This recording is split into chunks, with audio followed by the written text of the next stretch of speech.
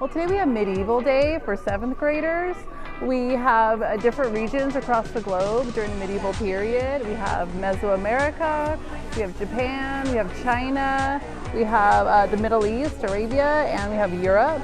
We have different activities that were popular during that period, like the life or death ball game in Mesoamerica.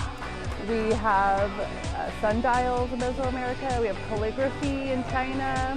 We have origami in Japan. We have some activities for Africa. We have Mancala, and we have some items from the salt gold trade. And we have making crayons in Europe.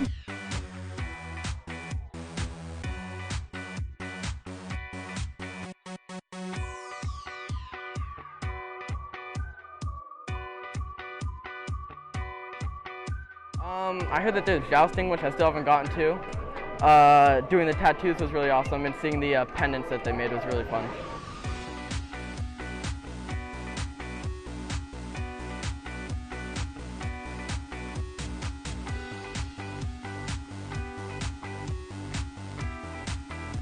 My favorite part was definitely either the tattoos or over there they showed us how they made the first ever form of what was the word?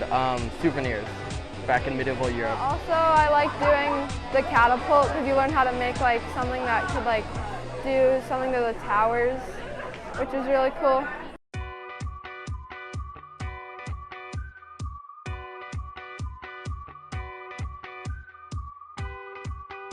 Yes, I've enjoyed watching the kids. They come and they learn something new. They get to immerse themselves in history.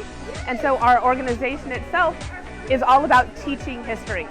And so I study history for myself, and then I can go out and teach it to students.